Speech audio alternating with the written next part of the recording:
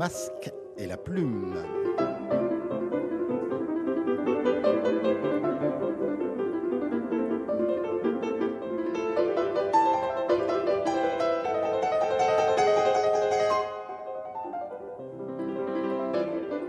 Bonjour à tous, bienvenue en public et à Nancy dans le foyer presque trop exigu de l'Opéra national de Lorraine pour un masque et la plume consacré à l'actualité littéraire à l'occasion, vous le savez, du livre sur la place avec Opéra oblige les ténors de la critique que j'ai nommé Arnaud Vivian de Transfuge, de Regard et de France Inter avec l'honorable maître Michel Crépu de la non moins honorable Revue des Deux Mondes, avec Pierre Vavasseur qui nous fait le plaisir de nous rejoindre pour ce masque spécial Nancy, Pierre Vavasseur du Parisien, et avec notre ami Jean-Claude Raspienjas de La Croix. On va parler depuis Nancy des ventes, l'équation africaine, le nouveau roman de Yasmina Khadra chez Julliard, qui commence en Allemagne, à Francfort, quand un médecin est confronté à ce drame qu'est le suicide de sa femme.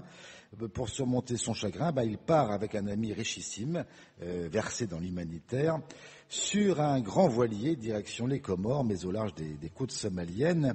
Le bateau est attaqué par des pirates et les deux Allemands sont kidnappés et détenus en même temps qu'un jeune Français.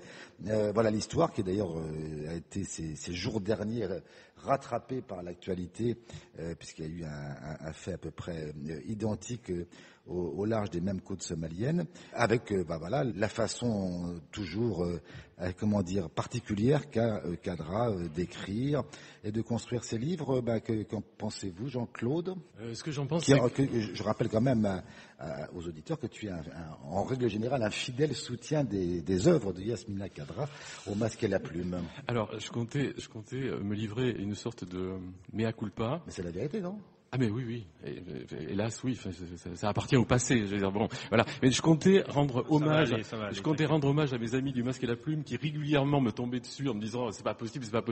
Eh bien, chers amis, je suis obligé aujourd'hui de confesser que vous aviez raison. Voilà. Vous aviez raison. Voilà. Non, là, on est face à un cas grave de non-assistance à un écrivain en danger. C'est-à-dire que et là, moi, je me sens un peu coupable et responsable. C'est-à-dire qu'on l'a au début poussé et voilà.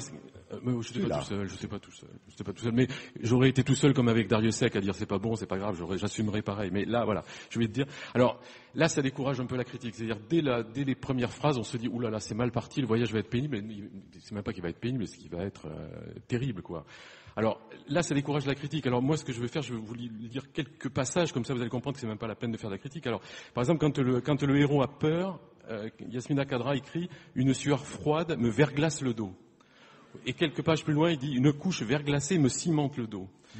Son acolyte, il s'appelle Hans, reste silencieux, et il écrit « Le mutisme de Hans me dégarnit les flancs ».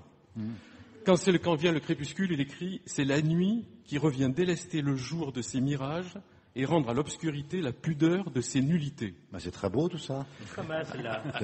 Celle-là est pas mal. Elle est bien. Alors, je vous en cite 4 et après on en finit. On vit aujourd'hui dans un monde où les dieux n'ont plus de peau aux doigts à force de s'en laver les mains. À un moment, il dit « Je veux basculer dans un sommeil si profond que j'entendrai mon sang purger mes veines de leur encre. » Bon. Le chuintement, deux. Non. Ah, mais c'est dommage, je suis sûr que vous avez envie. On fait pas jusqu'à... Parce que parfois ça bouscule le sens. Enfin, je veux dire, on se demande ce qu'on vient de lire. Le chuintement des roues sur l'asphalte a fait taire les voix ordurières et les détonations qui prenaient mes tempes pour des joutes oratoires. Moi, je propose... Ouais, mais... C'est de la poésie, tu vois, tu es totalement... T'es incapable de comprendre ce que sont... Et avant, t'aimais ça en plus, c'est ça. Alors, non, je l'ai entendu Moi, je pense que le mea culpa est accompli, là. Je l'ai entendu longtemps, et puis puis voilà, là j'ai cessé de l'entendre. Alors évidemment c'est un livre sévère sur l'Afrique, aussi sur le regard que nous lui portons. En même temps, avec ton accent et tout, les phrases... Et tout d'un coup, elles ont une résonance presque... Pas de racisme sur l'accent, si je vais le relire. S'il te plaît. Alors, si vous voulez, à un moment dans la lecture du livre, le lecteur est pris dans un truc bizarre. Il est même, enfin, on n'est plus intéressé par l'histoire. On se dit à quel moment une phrase va barrer le chemin. Je voudrais juste dire une chose. Bon, c'est évidemment accablant, épuisant, c'est même sidérant, mais on en vient à se demander à un moment, est-ce qu'il y a un éditeur? Et que fait-il? Hélas, oui. Hélas, et on oui. se dit, il y a forcément un éditeur, puisque ça marche du feu de Dieu. On se dit que le devoir d'un éditeur, c'est parfois de protéger un auteur contre lui-même. Et à ce niveau, c'est là qu'on pourrait poursuivre l'éditeur pour non-assistance à auteur en danger. Mais au lieu de ça, l'éditeur nous dit, dans le 4e de couverture, que Yasmina Khadra est au sommet de son art. Donc là, Pierre, Michel. Moi, je veux bien, mais je veux bien continuer sur ce thème parce que j'avais travaillé de la même façon que Claude. C'est-à-dire que Jean-Claude. Mais pourquoi? Où est passé Jean? Bon. Tu pourrais nous dire, Jean-Pierre, pourquoi tu as... Merci. En général, tu es plutôt aussi un défenseur des œuvres de Khadra. J'ai défendu Khadra, bien sûr. Là, je pense que... La soirée des mea culpa. Et pendant ce temps-là, il y a DSK sur l'autre chaîne. On se croirait à un tribunal de... Mais c'est à cause de vous s'il est traduit en 40 langues à l'arrivée. Mais je suis un homme honnête et je reconnais mes fautes. Je l'ai dit aussi. J'avais aimé le précédent. Là, je suis tombé... On parlait tout à l'heure de la pédale wah-wah de Jimi Hendrix. Là, c'est un livre écrit à la pédale wah-wah. Parce que... Si. Ou en tout cas, au clair. Tu n'as pas entendu le concert Hendrix, Zappa. Attends, je commence à peine à l'entendre. Ou en tout cas au clairon. Et j'ai fait le même petit exercice, mais là, les traducteurs ont sans doute beaucoup de facilité à traduire Khadra, parce que, écoutez, c'est quand même un livre écrit avec des phrases de série B. Et toutes les phrases de série B font des livres de série Z. Je vous donne, c'est un petit jeu pour le public. La mort, qu'est-ce qu'elle fait? Elle rôde où? Tout près.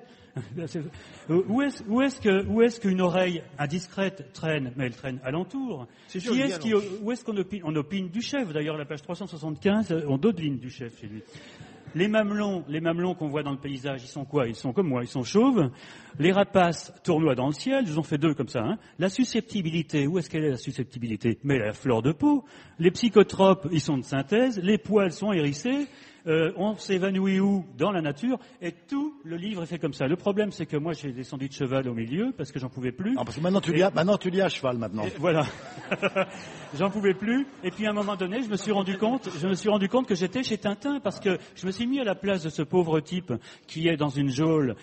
Il a dans ses vomissures, dans ses salissures, etc., etc. Ils sont plusieurs dans la geôle. Et tout d'un coup, il s'est fait battre à coups de ceinturon à clouter, évidemment, parce que le ceinturon est forcément clouté aussi. Donc il y a tout ça. Et tout d'un coup arrive un des ravisseurs. Et voilà, je finirai avec cette phrase quand même, parce qu'il faut que je la dise.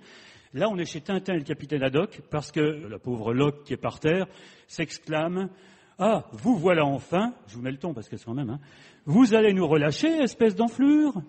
De quel droit nous retenez-vous dans ce... Je n'irai pas me relire tellement j'étais énervé. La mascarade a assez duré. Alors vous vous rendez compte, vous êtes donc dans vos vomissures et vous voyez arriver le type et vous dites la mascarade a assez duré. Donc, non, ça ne veut pas. Michel. Oui, heureusement que j'ai pas de mea culpa à faire. Parce que... Oui, tu as été plutôt fidèle, comme certains d'entre nous, dans l'hostilité au texte de Khadra. C'est sûr que Morgan Fortes à côté, c'est Michel-Ange. Là, c'est... Évidemment. Non, alors, j'ai rien d'autre à ajouter. C'est un peu un peintre du dimanche, c'est-à-dire, pour lui... Qu'est-ce que tu as contre les peintres du dimanche? Le peintre du dimanche, c'est celui qui se donne pour objectif de peindre un sous-bois ou un troupeau de bêtes à cornes, ou je ne sais quoi, et qui pense qu'il est nécessaire de rajouter des tonnes et des tonnes et des tonnes de couches, de couleurs pour que ça ait l'air vraiment d'un troupeau de bêtes à cornes ou vraiment d'un sous-bois, et c'est terrifiant, c'est épouvantable, et en effet, je crois que ça manifeste un effondrement du travail éditorial et chers camarades, je pense qu'il faut traduire devant les tribunaux l'éditeur qui a osé faire ce livre. C'est un peu excessif, mais cela dit, je plaisante, bien sûr. Ce qui est étonnant, c'est que voilà, ça suscite une telle passion en tout cas des lecteurs. Arnaud, c'est son meilleur livre. Rassurément. Non mais, pour en avoir lu quand même beaucoup, je peux vous dire, c'est son meilleur. Vraiment. On est obligé de les lire. Jérôme nous les impose à chaque fois. Le dernier à côté, c'était une espèce d'allégorie qui était insupportable que Claude, enfin Jean-Claude, a dit que c'était un monument indépassable. Non, pas celui-là. Pas celui-là. J'étais descendu de cheval, moi aussi, avant. Parce que là, si vous voulez, il y a un fait divers qui est effectivement dans l'actualité, qui peut résonner avec ce que nous vivons, ce qui n'était pas le cas des précédents. Jamais. Ça résonnait nulle part. Donc là, oui, ça résonne. Alors, mais quand même, c'est formidable. Par exemple, ce type, ça commence, il est marié, il est allemand, il a une bonne petite vie, lui est médecin, sa femme travaille dans une entreprise, et elle se suicide. Et elle se suicide pourquoi ? Pour des raisons professionnelles. Parce qu'elle n'a pas eu sa promotion. Voilà. Et déjà, on se dit, il y a un problème avec ce livre. Quand même, se suicider parce qu'on n'a pas eu une promotion, je veux dire, ça semble très peu réaliste malgré tout. Elle travaille à Télécom. Non, c'est pas au Télécom. Et déjà, voilà, tout de suite, ça part mal. Et ensuite, il y a un côté, ça ressemble un peu à Papillon, hein, dans la description de la... Ça part mal, hein. Le problème, c'est qu'il y a la volonté d'avoir un sujet qui est l'Afrique. Ça s'appelle l'équation africaine, et c'est pour nous dire combien l'Afrique, c'est compliqué. Et effectivement, c'est très filandreux, là. Probablement caché On au dirait, lecteur, on dirait, éperdument. on dirait le chewing-gum de Malraux, à peu près, au bout d'un moment, quoi. Mais il y a cette volonté-là de dire quelque chose d'important. C'est ça qui est le plus... Sur l'Afrique et sur les rapports entre l'Afrique et Quelque l'Occident. chose de solennel et terrible. Oui, mais du coup, c'est un peu le travail Allez, des écrivains. l'équation africaine, Yasmina Kadra, c'est chez Julliard. Un